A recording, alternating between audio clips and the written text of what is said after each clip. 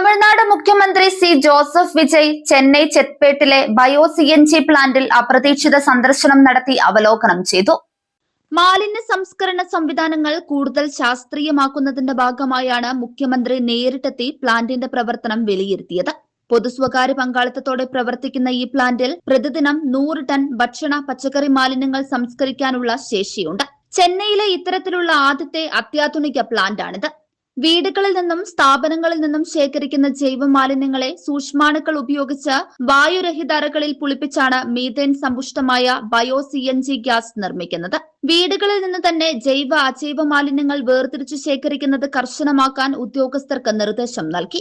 ചെന്നൈയിലെ ഈ മാതൃക തമിഴ്നാട്ടിലെ മറ്റ് 25 കോർപ്പറേഷനുകളിലേക്കും വ്യാപിപ്പിക്കാൻ മുഖ്യമന്ത്രി ആവശ്യപ്പെട്ടു. ഇതിന്റെ ഭാഗമായി വെല്ലൂർ, ഈറോഡ്, തൂത്തുക്കുടി, തിരുനെൽവേലി, നാഗർകോവിൽ എന്നീ കോർപ്പറേഷനുകൾക്കായി പദ്ധതി റിപ്പോർട്ട് അംഗീകരിച്ചു.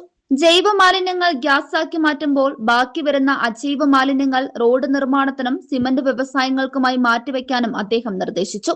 ചെന്നൈ കോർപ്പറേഷനിൽ നിലവിൽ പ്രതിദിനം 6150 മെട്രിക് ടൺ മാലിന്യമാണ് ശേഖരിക്കുന്നത്.